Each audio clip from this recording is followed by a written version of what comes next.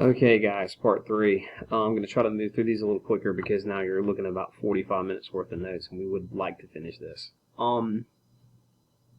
This still ties into the conspiracy, the whole idea of conspiracy. If you notice, we haven't started over yet at a or a 1 yet, so this is still a reason to doubt that the disciples or the apostles made this up.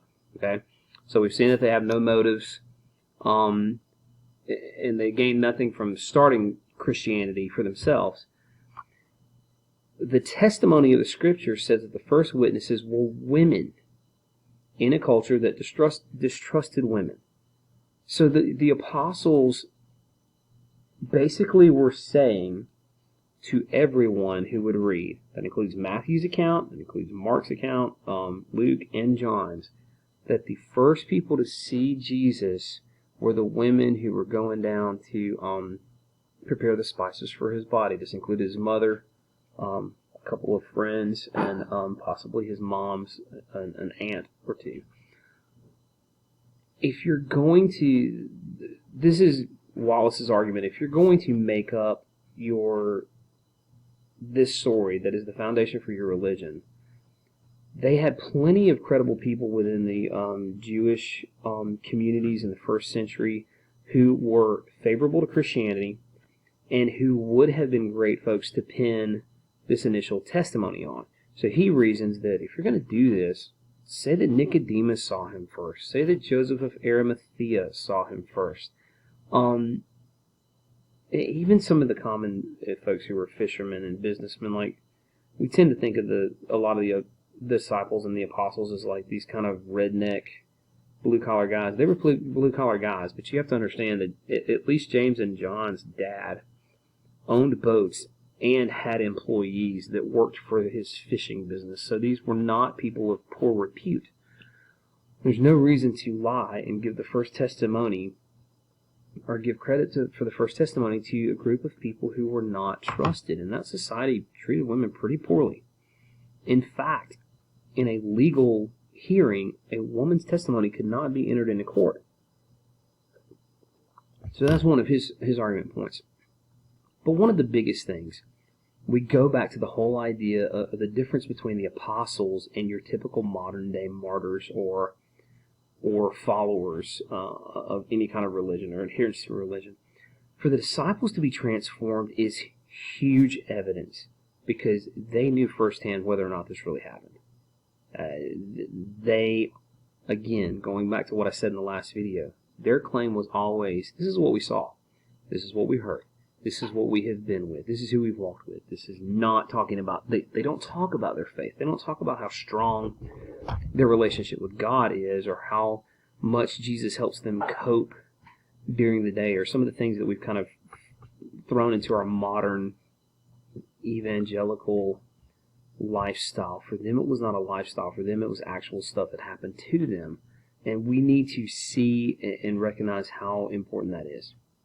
All right, so that wraps up Wallace's arguments against the biggest modern skeptical position that Christianity was started based on a conspiracy where Jesus' crucifixion happened, but the body was stolen, and then the disciples faked the resurrection in order to gain followers for themselves, and so on and so forth, and then it was adopted by Rome and became the official religion, so now we have Christianity. Okay, so the foundation for that whole theory is kind of wiped out.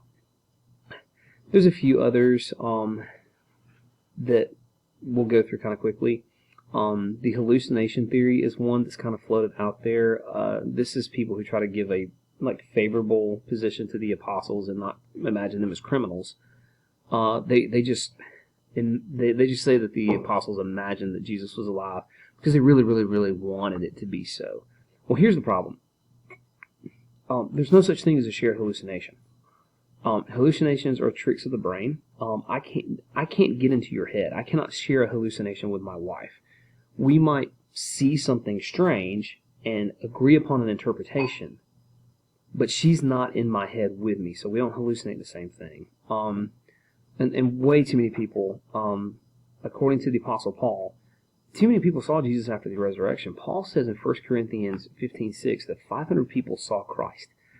He doubles down on this claim in 1 Corinthians 15:6 that not only 500 people saw Christ, but at the time that he wrote that letter, many of them were still alive. Paul is presenting this in an argument that the resurrection really happened, and that's something that we need to focus on and also look forward to for other Christians, that the resurrection of the Christian is in everybody's future, and that the resurrection of Christ points to that future. And so when he says that 500 people saw Christ and many of them are still alive today, the invitation to anybody reading that letter, 1 Corinthians 15, is to, hey, if you don't believe me, go talk to these people who saw Jesus alive. Okay? And plus, if it's a hallucination, then the tomb of Christ should still have his body. That's simple, right? But here's the other problem. If the tomb of Christ is empty, you're right back into the conspiracy theory. So it's a conspiracy and a hallucination. And so now you're kind of doubling up on your skeptical arguments. And again, the claim of the apostles has always been that they are eyewitnesses. Thomas touched Jesus. Okay? The apostles had breakfast with him. They ate with him. People saw him. So again, the testimony of the apostles is not one of what they believe in or what they think they saw or how they feel. It's always what we've actually been in contact with. Some people would argue that the apostles were fooled or conned. There's a huge problem with this. In order for the disciples to have been fooled, like literally, they would have had to have been fooled by somebody who knows Jesus better than they themselves did. And they had spent literally 24 hours a day with him every day for 3 years. And again, if they're being fooled, what's the first thing they do? And what is the first thing they did? As soon as the women came to the apostles and ran into Peter and them, they said, "Tomb's empty." What did Peter and John do? They went to the tomb. They wanted to see for themselves. So if somebody's coming up to the disciples to fool them that says, "I'm Jesus," the first thing these guys would have done is go to the tomb. And incidentally, in the gospel accounts, the first person that Jesus approached, it was Mary, and she didn't recognize him. We don't know why. Some people theorize it's because Jesus' body was still in a glorified state, so he looked a little different, but it was also still physically bore some of the wounds, and so he just was not recognizable. He looked like, in Mary's eyes, a gardener. He looked to her like a commoner.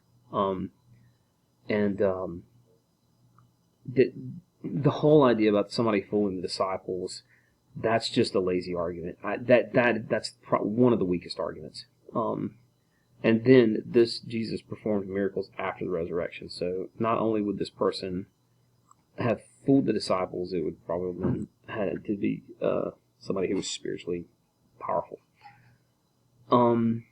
They were influenced. Here's another one. The apostles were influenced by certain members who had like super spiritual power. Here are the problems. Who's going to do it? Peter. Wallace says Peter's seldom alone. That's true. He's always with James and John almost all the time. And even in the book of Acts, we see that he's always with people. And his story of the resurrection comes after the women have seen him. Paul could not have influenced the apostles, and he did not really interact with the apostles for about there's a couple of ways to read it. It's either 3 years after his conversion or as many as 17 years after his conversion. And initially, the Christians in Jerusalem didn't want to have anything to do with him because Paul had tried to destroy Christianity. So, like, even the first person who was commanded to minister to Paul was, some reason people do this in the book of Acts, started arguing with God, said, "No, this guy's dangerous." So it actually took like others speaking on Paul's behalf before the apostles would even like welcome him in because he was so feared. Was it a group of people that influenced him? You have to go back to a conspiracy. And listen, always go back to the empty tomb. This is one of the This is the foundation. The resurrection of Christ is the foundation for what Christians believe. The body's not there. You still have to have a conspiracy, and this conspiracy theory has already been shot to pieces. Finally, late legends. The argument from here, and I'm going to try to do this in about 5 minutes. The first complete New Testament canon is from about 325 A.D. This is the Latin Codex, which means all these writings are gathered together. The New Testament itself, the original manuscripts, was probably completed by 70 to 80 AD, and I would say like 90 to 100 if you're talking about the book of Revelation. There are 23,000 manuscripts, most of them in Latin, many of them in the original language that are copied over and over and over and over and over again that are spread out. And I do a whole different teaching series about this, but even if you didn't have any manuscripts of the New Testament, if you just read the writings of the early church fathers that lived from the end of, like the beginning of the 2nd century, which is like 100 to 200 AD, to like 250 AD, so 250 years after Christ, if you just had their writings, you would have 98% of the New Testament. There's a researcher out of Biola University, a young lady who did this for a master's, who says that there are probably over, if I remember the number correctly, something like 100,000 quotations of the New Testament in early century writings. And there are also other non-Christian writers who talk about Jesus and mention him in their writings. So the Bible was not written recently. It was written old. It is old writings. So either you believe all these conspiracy theories and skeptical theories, or the disciples told the truth. And here is where a lot of people hang it up. And this is where, if you really get an honest conversation with folks about like why they don't believe in Scripture, it's really right here.